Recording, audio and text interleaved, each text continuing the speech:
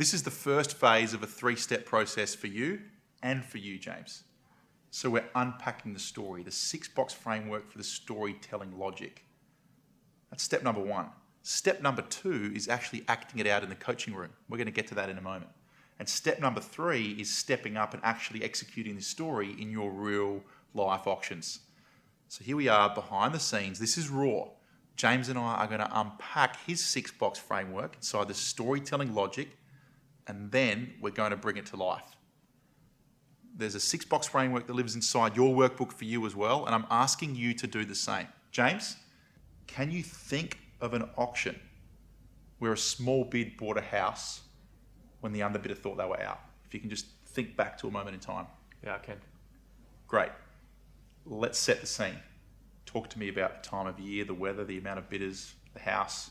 It was 2020, spring day. The home was opposite a reserving Grange, 700 square metres. We had 23 registered bidders, over 200 people in attendance. An underbidder told me they were out on multiple occasions. They were a younger couple. Their opposition, the current... We've set the scene. That's enough. This is perfect. I want you to understand the difference with the boxes. So you've now set the scene. You've given us enough information for the first box. Now my team in the background is going to be noting down on the workbook for you. So therefore, before you get up and act this out, I'm going to give you a moment to go back and read over your notes. Make sense? Cool. We're not scripting this. It's just little punchy dot points, because if there's a script, it'll be very easy for you to muddle it up. If there's just punchy dot points you need to get through, and you can just be organic and steer through it. So let's set the scene. Let's talk about the next box, the problem to be solved. What happened in that moment in time for that couple? It appears they were at their maximum capacity. I offered them an extra 1,000 rise. They'd said no. They couldn't probably afford to go an extra 1,000. Their competitors looked like they had much deeper pockets than them. Great. That's perfect. So we've got the problem to be solved. They're at their limits. They thought their competitors had deeper pockets. Let's work our way to the third box, the action that was taken. Like, what happened next? After 2 or 3 minutes of conversating between the two of them, they jumped back in and bid an extra 1,000. They bid $1,000. $1,000.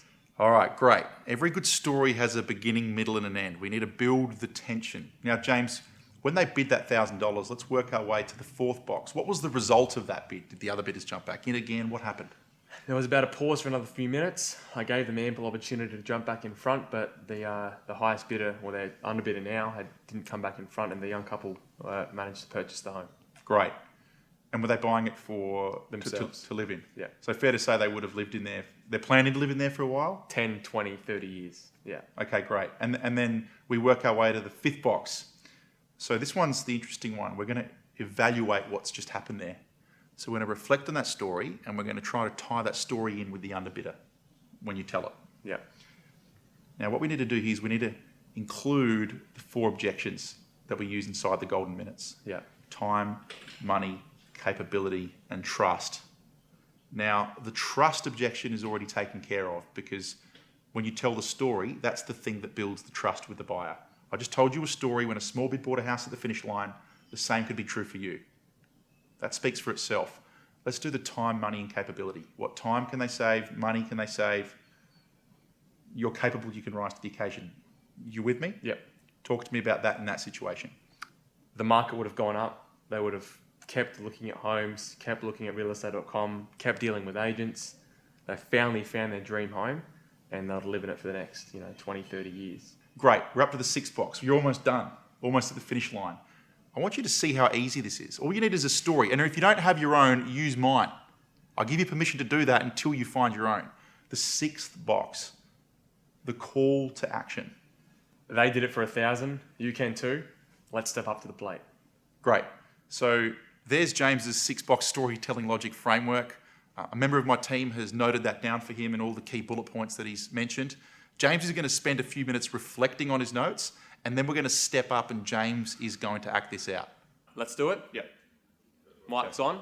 Let's go. At $1,086,000 fairly bid away. Sir, it appears you've defeated your competition. In 30 to 60 days' time, you move in, pop open your bottle of champagne, and kickstart the first of many priceless family memories. At $1,086,000, here we go. Once now, at $1,086,000. Twice, third, final time, done, finish, silent. man, are we definitely out? Would you come back in for an extra 1,000? I was in this situation back in 2020, back at a property in Grange.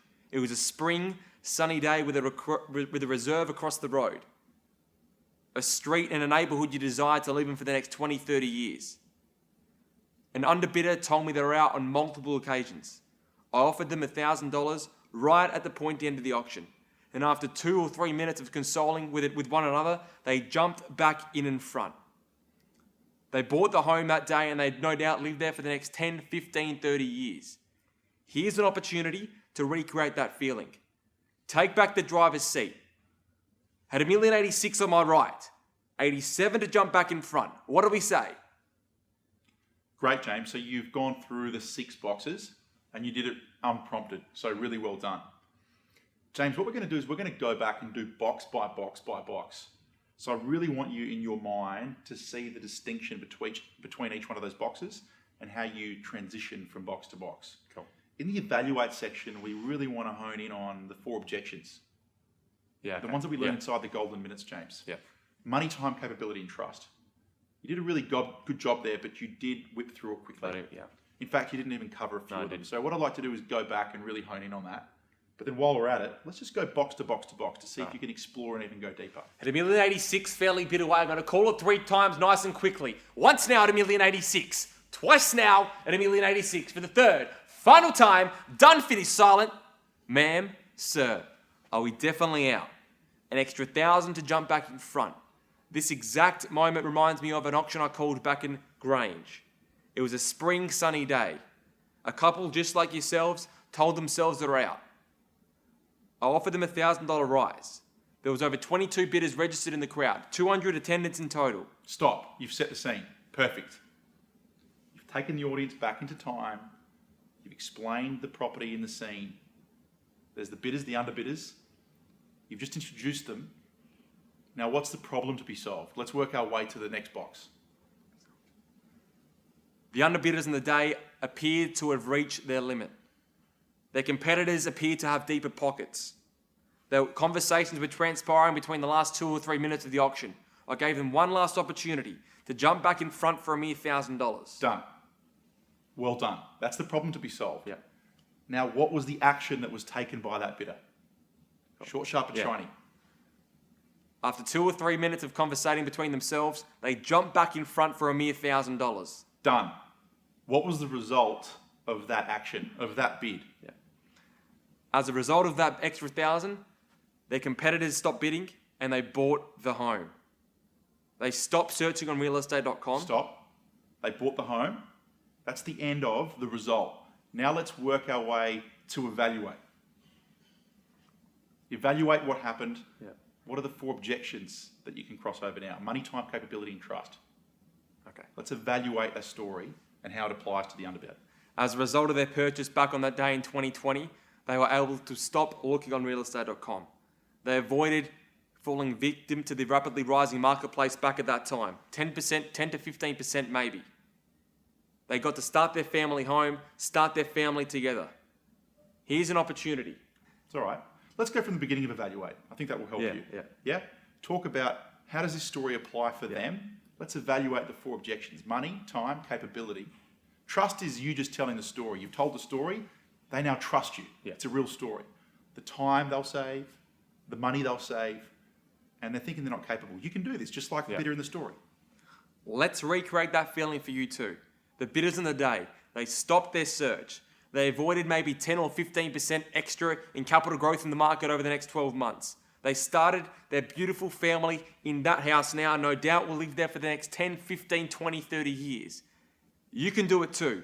Let's recreate that feeling. Great. Let's work our way to the 6th box. Really well done, James. The big call to action. Step up, you can do this. Here's an opportunity. Step up to the auction play. Show your competitors that you've come here to buy. At $1,087,000 on my right-hand side. Let's jump back in for an extra 1,000. What do we say? I need to know now. I'm going to call it 3 times. If there's no better bidder off, I'm going to call the property sold. Once now at $1,086,000. Done. James, really well done. You whipped through the 6-box framework of storytelling logic without me prompting you. We went back, we got deeper and even more specific. James does this on the street. I've worked with him before. As you can see, James is expanding his knowledge and his skill set right here in this coaching room as well.